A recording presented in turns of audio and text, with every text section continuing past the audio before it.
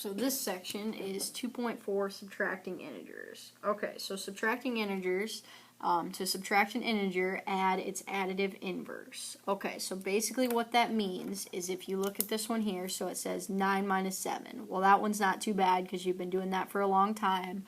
But if you were confused about subtraction, what you could do is you could change this to adding the opposite.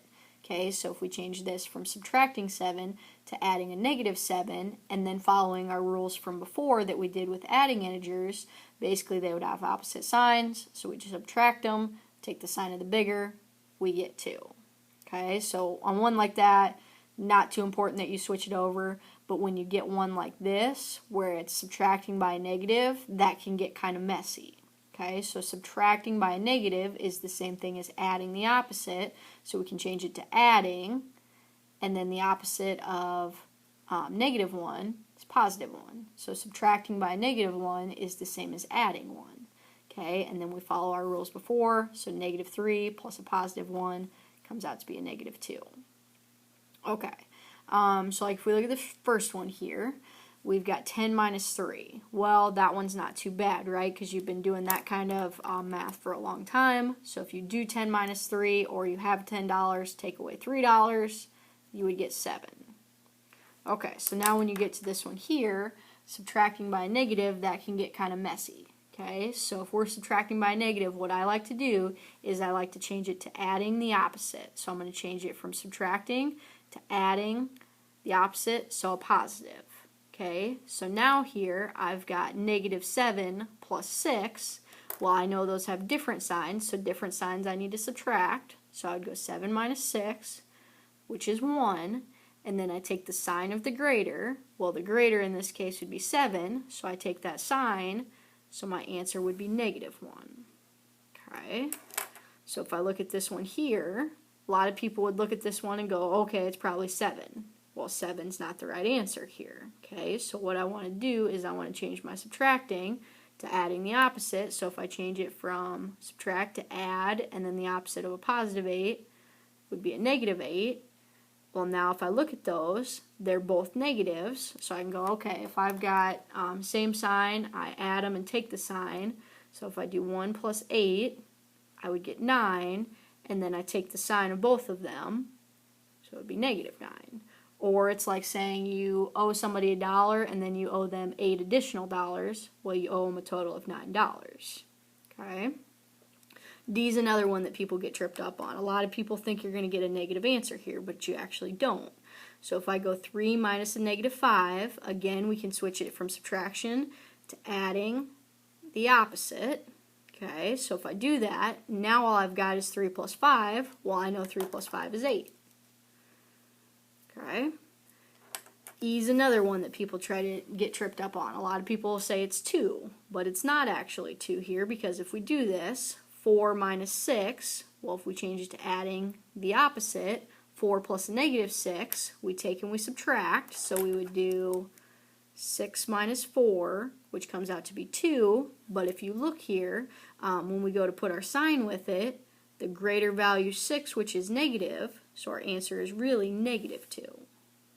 Okay, and then the last one here for F, we've got negative 7 minus a negative 10.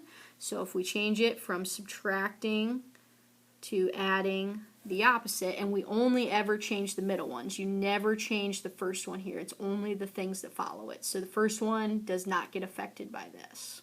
Okay, and that's something that people try to do all the time, is try to mess with the first one, but you never mess with the first one, only the subtraction and what follows it. Okay, so this would change to negative 7 plus 10. Well, I know those are different signs, so I subtract. So I'd do 10 minus 7, which gives me 3, and then I take the sign of the bigger, which in this case is the 10, which is positive. So my answer is going to be 3.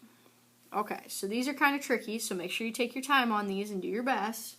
And then I will, so try out on page 71, A through F, and then I will give you the answers here. Okay, so for A, we've got 6. For B, they got negative 5. For C, they got negative 11. For D, they got positive 6. For E, they got negative 10. And for F, they got positive 4.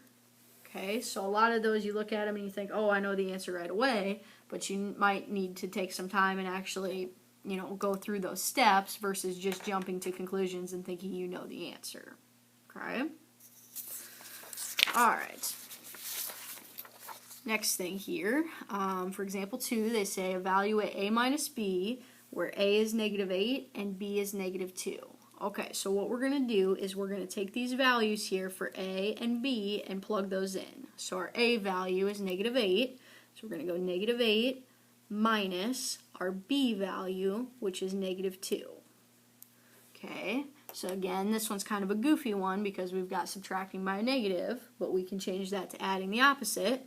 So if we change it to adding, and instead of a negative 2, switch it to a positive 2, then we can think, okay, well, I've got a negative 8 and a positive 2, so I need to subtract those, which would give me 6, because they're different signs, so that's why I subtract.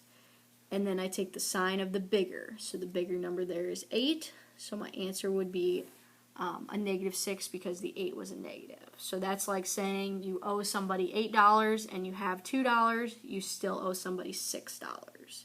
Okay, but the only difference between that and what we were doing on the other page is you just had to plug in for those A and B.